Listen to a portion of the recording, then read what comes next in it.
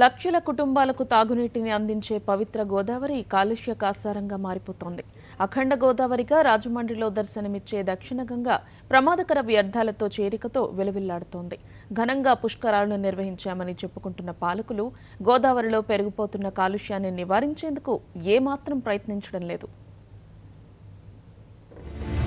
మహారాష్ట్రలోని నాసిక్లో పుట్టి వందల కిలోమీటర్ల మేర ప్రయాణించి తన స్పర్శతో లక్షల ఎకరాల భూములను సస్యశ్యామలం చేస్తోంది గోదారమ్మ.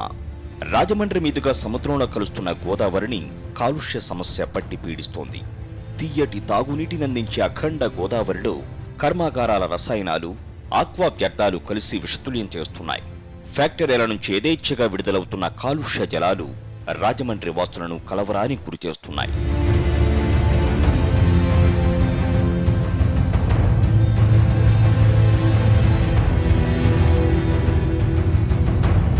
రాజమండ్రి రూరల్లోని వెంకటనగరం వద్ద ఉన్న పేపర్ మిల్లు వ్యర్థాలకు ఫిల్టర్ ప్లాంట్ ఏర్పాటు చేశారు.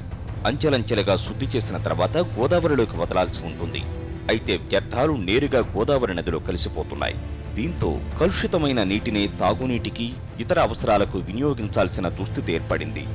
వ్యర్థాలను నేరుగా కాకుండా పైపులైన ద్వారా ధవళేశ్వరం దాటించి అక్కడ కలిపే విధంగా ప్రతిపాదనలు ఉన్నప్పటికీ అధికార యంత్రాంగం పట్టించుకోవడం లేదు.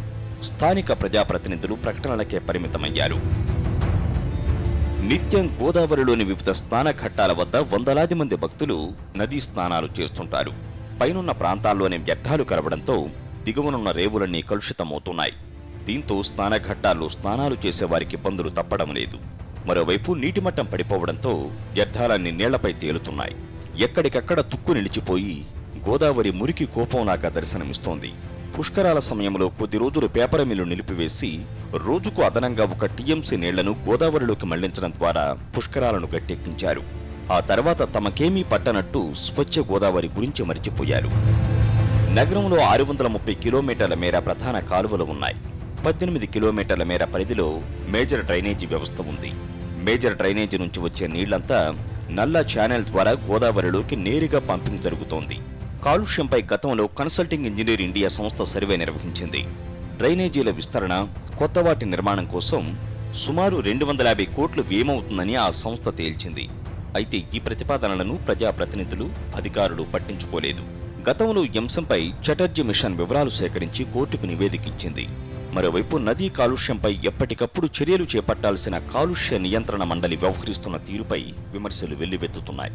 వ్యర్థాలు కలిసిన నీటిని తాగడం వల్ల అనేక వ్యాధుల బారిన పడే అవకాశం ఉందని స్థానికులు ఆందోళన వ్యక్తం చేస్తున్నారు. ఇప్పటికైనా ప్రజాప్రతినిధులు, అధికారులు గోదావరి నది కాలుష్యం బారిన పడకుండా చర్యలు చేపట్టాలని రాజమండ్రి వాసులు కోరుతున్నారు.